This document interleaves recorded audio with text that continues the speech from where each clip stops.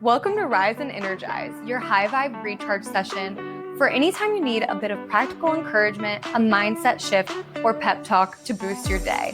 I'm your host, Morgan, and I love sharing stories, tips, and tricks that help us find the spark we need to move forward with purpose. Whether you're working on your career, your health, or your relationships, this show helps you stop overthinking and start stepping into the version of yourself you know you're capable of being. Let's get into it. Hello. Welcome to another episode of the podcast. I hope you've been loving these episodes ever since we switched over to Rise and Energize pod. I really hope that you've been enjoying the energy and the motivation, mindset, focus of these episodes. If you have, could you just shoot me a little DM on Instagram? It's rise.and.energize.pod, Rise and Energize pod. Pretty easy to find, but please shoot me a little DM and let me know that you've been enjoying these episodes. I like to know if you're jiving with what I'm talking about or not, if it's putting a little boost, a little pep in your step to get things done. I would love to hear from you if you're enjoying these episodes, or if there's something that has been sparked recently in one of my episodes that you've been like, oh, I'd really like her to touch more on that or talk more about this thing that I'm going through or that I'm experiencing and kind of need some guidance on. I'd really love to hear that. Recently, one of my friends was telling me of a podcast idea she had, and I'm really excited to think about how I can incorporate it in the future for these kind of 20-minute mindset sessions that we are having. So please shoot me a DM if you're enjoying these. Would super appreciate it. Today's episode I'm really excited about because I think that this is something that is on my heart pretty often, and I have to make this shift really often where I'm so focused on getting a specific outcome that I kind of ignore the journey or the process or the progress along the way if that outcome does or doesn't happen. It can be a disservice to us to think about it this way, and for many reasons. So I'm excited to get into that. Before I get into that, I do want to remind you, if you were listening to Fill Your Cups podcast before I rebranded into Rise and Energize, I do want to remind you that we used to have our bonus book club episodes on that podcast, but we have kind of separated those now. So Shared Shelves Book Club is the podcast where you can now find our monthly book club podcast episodes and potentially some other bonus episodes in between there as well. And we just launched the first episode of that podcast. So if you're a person who is logging on or clicking on the links to this podcast because you want a mindset shift, some kind of mental space, some kind of boost for your day, whatever it is that you're logging on or clicking on this title for, I'm really happy you're here. But if you also happen to read for fun, or, Goodreads is one of your goals that you track, something like that, that book club podcast is so fun. It's called Shared Shelves. And we just did an episode on The Academy by Ellen Hildebrand, who's a very popular author. So if you've read that book and want to kind of hear about some of our thoughts on it and what our in-person book club took from it, that is kind of a virtual book club opportunity for anybody to participate in. And we really love seeing when people drop YouTube comments and tell us what they thought of the book as well. So please go visit Shared Shelves Book Club podcast and subscribe there if that's of interest to you. Now, moving on with today's episode of the show. So totally unrelated to books at all, but I had this thought. Like I said, this has been something that is constantly on my brain and on my heart, and something that I have to pay attention to in my own life super often, because sometimes as humans, we can just be so outcome focused. We say like, oh, I want to lose 20 pounds, and we're really focused on that outcome. Or, oh, I really want to stop drinking alcohol. We're really focused on that outcome. I really want to get this promotion. I'm looking for a new job. I want to get 10,000 steps every day for the next month or something like that. And those are all honestly really aspirational goals. I think that they're really great things to have goals for. And I think that there are so many things in life that I mean, I'm a goal person. I'm a trackable goal, shareable, measurable goal person. I'm really drawn to goals like that. But I feel like we do ourselves a disservice when we focus more on the outcome and actually attaining whatever that goal is that we've set, and less on the journey or the progress or process to get there more so. This came to mind this last week because if you have seen Wicked for Good, you don't have to have seen Wicked for Good to listen to this episode, by the way. I'm not going to share any spoilers or anything like that. But at the very beginning of the movie, the second part of Wicked, which my husband and I just love, Glinda, she is Glinda at this point, not Galinda, but Glinda is singing the song. I think it's like Happier Than Ever, or no, Couldn't Be Happier, that song. It's so cute. And my husband and I were leaving Wicked and we were like, it's actually so amazing how much music can do in a movie. I know not everybody's like musical people, but like musicals can cover so much ground and storylines just through a song, because you see these exchanges of looks, or just, I mean, you can kind of have a conversation through the lyrics or that sort of thing. And that is a song that I believe it kind of opens up the movie, but they're celebrating, and they're celebrating. I'm not going to get into the details because I said I wouldn't give spoilers, but they're celebrating, and Glinda is kind of noticing that in the song, midway through the song, I guess it might be the bridge, I'm not sure, but she says something about dreams and how, she couldn't be happier. This is what happens when dreams come true, right? And she's kind of underwhelmed of getting to her goal or getting to her dream. Everything that she's dreamed of is coming true right now. And she is a little, I won't say let down, but it just feels a little bit climactic. I'm actually going to read real quick because I need to remind myself of what her words are. But she says, no, I couldn't be happier, though it is, I admit, the tiniest bit unlike I anticipated, is what she says. But she kind of goes on and she's like, well, not simply because getting your dreams, it's strange, but it's kind of complicated. There's like a cost that goes with this. So she's saying that, she's gotten all her dreams. In the musical, of course, it's a little bit different than in real life, where there's not witchcraft and magic and all of these things. But I felt like it reminded me of this point that I love to think about, of how sometimes the reason that it is so important to not focus on a specific outcome that we're searching for is because, have you ever gotten to that outcome and then been a little like, oh, well, I guess that wasn't exciting. Like you always, you really, really were gunning for this promotion or gunning for this job, and you got it. And then not so much changed, not so much in your personal life changed, at work, maybe there's some accolades that go with that. But pretty shortly after you've gotten that promotion or that job, after a while, it just becomes rote again. It becomes mundane again. And that's not to say that that wasn't a really admirable, inspirational goal and something that you shouldn't have gone for, or that isn't benefiting you more now, but it can kind of feel anticlimactic, especially if we're only focused on getting to that goal. It's the same thing. I think about it with weight loss too, where I used to have people who I was avidly coaching through Body whenever I was a body health and wellness coach and promoting workout programs, which I still do. But I had people that were reaching their like weight goals, and then they were like, oh, well, I guess I can, like, where do I go from here? What do I do from here? And it wasn't so much that they were super excited about the weight loss goals. I mean, they were, but at the same time, they were like, oh, well, I guess I got what I wanted. What now? And sometimes that can happen whenever you're focused on the outcome. You are focused so much on the actual tangible thing that you get at the quote unquote finish line or quote unquote end of the journey. But really, there's not an end of the journey, because all of these things are kind of like lifelong things. You're always going to be pursuing something. So, and another silly example of this, my husband and I were talking about this the other day on a walk, and he was giving me an example of this.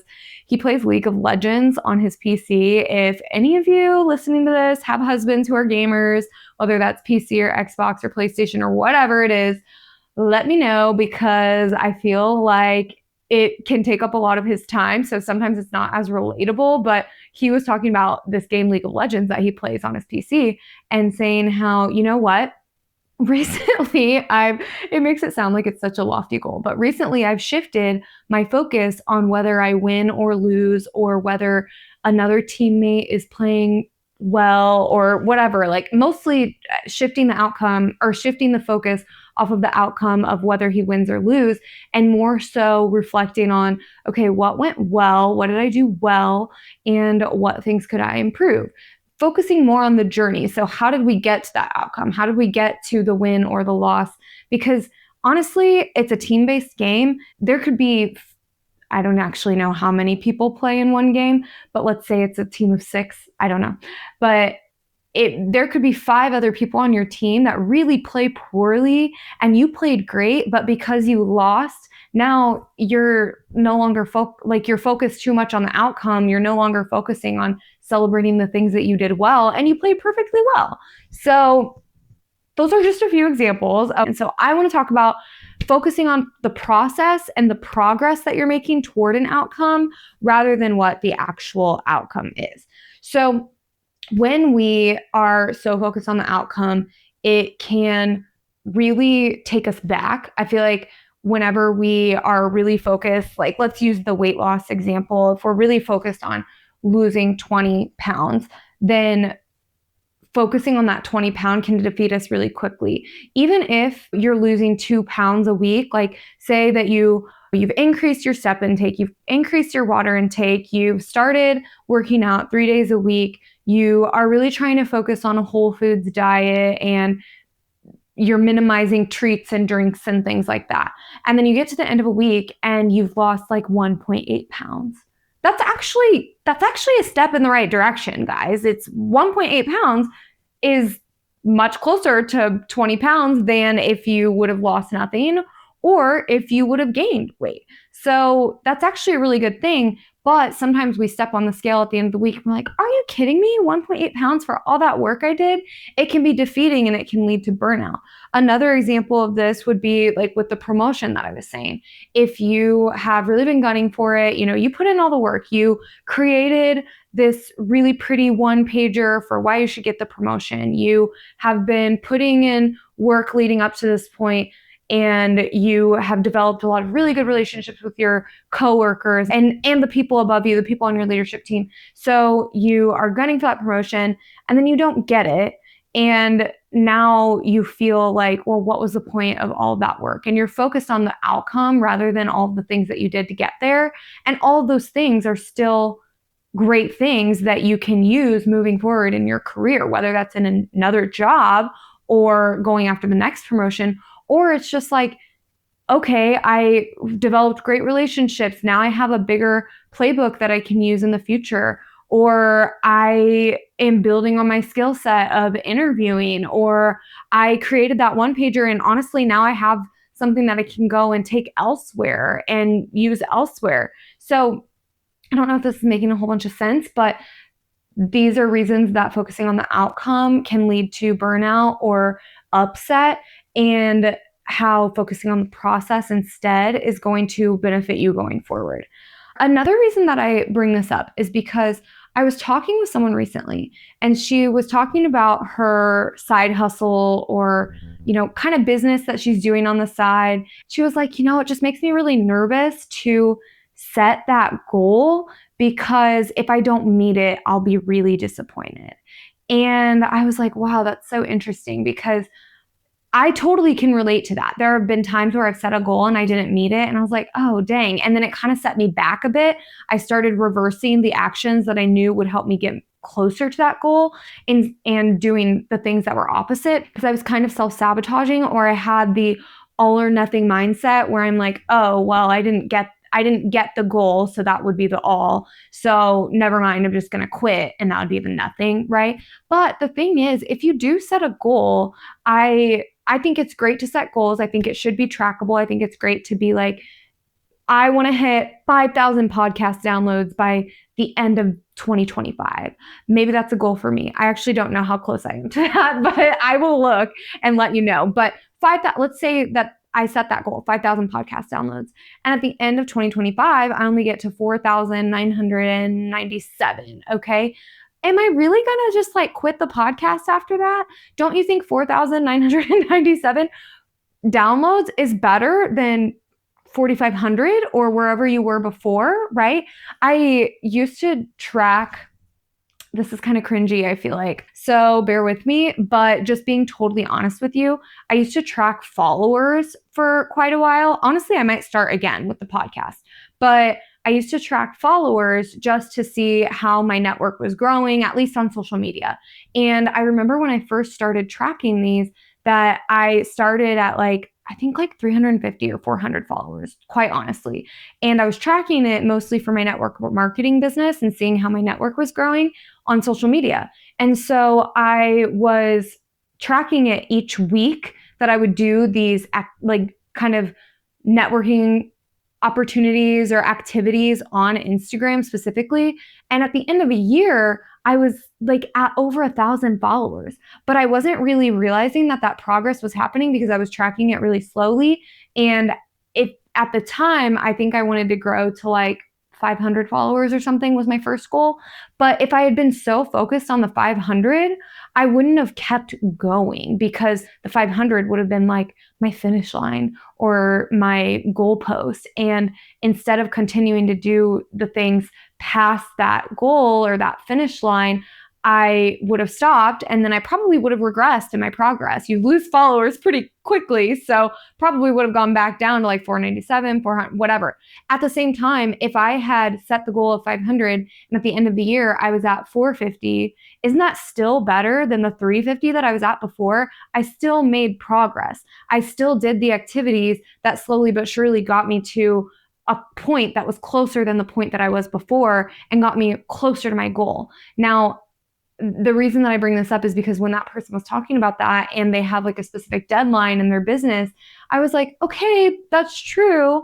But something that I've learned and that I wasn't always that good at before, whenever I was also doing a business similar, is that even if you don't get that goal, the things that you're going to do, the activities that you're going to do because you're driven to meet that goal are naturally going to take you further than if you just never set a goal in the first place, right? So that's why I don't want to deflate you when it comes to goal setting because we're going into the new year. I know a lot of you are going to be setting health goals, career goals, education goals, maybe some parenting goals. I know a lot of people that are listening to this right now that are in my close network are new parents or young parents, and there are all sorts of aspirations that you may have. Maybe you're just setting a reading goal, like a book goal on Goodreads or something like that. Totally great, totally okay. I think that's awesome, but I do want to take the emphasis off of actually getting that number or specific achievement it is that you're wanting to do. If you're a parent and you're potty training and you're like, oh, I want my kid to be fully potty trained by halfway through the year of 2026. I actually have no idea how long this takes, so I probably shouldn't speak to it, but halfway through the year of 2026, July 1, I want my kid to be fully potty trained. If you are working on getting your kid comfortable with underwear and going pee and going poop, vocalizing that they need to go potty, whatever those things are that you're working on, when you get to July 1, if your kid isn't fully potty trained, does that mean that you just quit? No, you got to teach your kid how to go to the bathroom.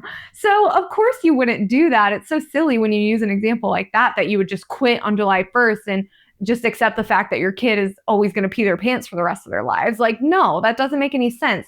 So instead of looking at July 1 as, oh, I'm a failure if I don't get my kid potty trained by then, or I'm a success if I do get my kid fully potty trained by then, instead of that, focus on the journey up to July 1. Maybe on July 1, you're like, wow, we have made so much progress. I cannot believe that my child is actually telling me that they want to go to the bathroom or is actually excited about underwear or whatever those milestone things are in potty training. You tell me, moms.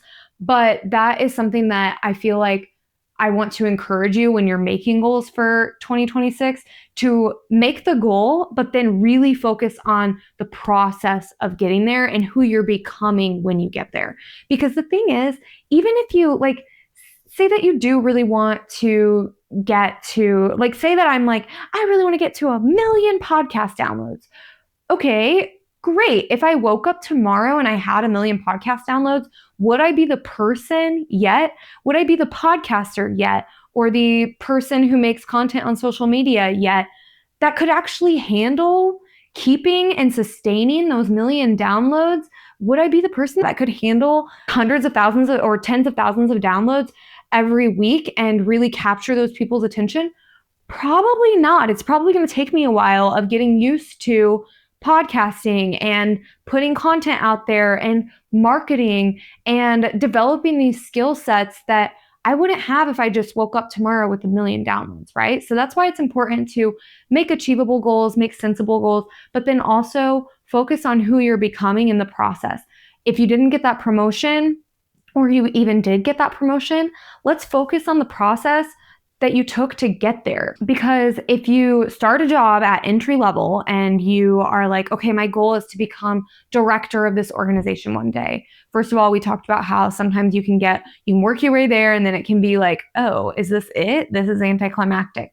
So we don't want to just focus on the outcome, but then also think about if you're at the entry level and you woke up tomorrow as the director, would you be equipped? Would you know the things that you need to know to be able to be a director in your organization? Would you have the skills that you need to acquire? Would you have the relationships with the people that are directly reporting to you or reporting to your direct reports? No. So that's why it's so important to focus on the process and the progress that you're making and the person that you're becoming, skills that you're forming, and resilience that you are creating in yourself on the way to get there.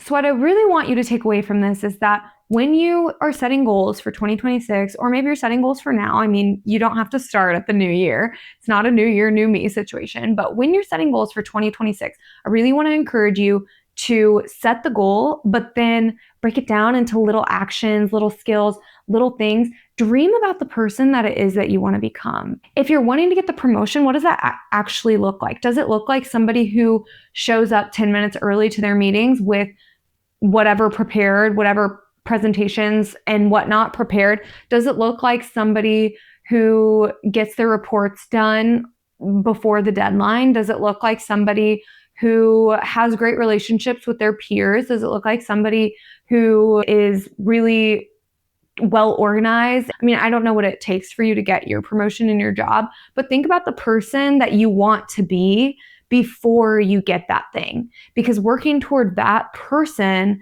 and that dream of yourself is going to be more likely to get you there.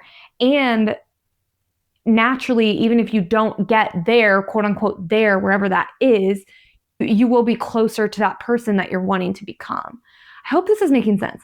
I hope that you go into the new year feeling really strong and that you are able to use this episode to focus less on the outcome and more on the process and who you're becoming as a person in the process for whatever goals you are setting. And if you are setting those goals, one thing that is so important is accountability. So if there is someone that you are setting a goal with or you are working towards something with and you want them to hold you accountable, I really encourage you to send this episode to them. If you know that they're working on something on their own as well, send this to them. Share it with anybody who you are linking arms with for 2026. I'm happy to be one of those people that you link arms with as well. Just reach out, DM me, let me know if you like this episode, and I hope this is helpful for you.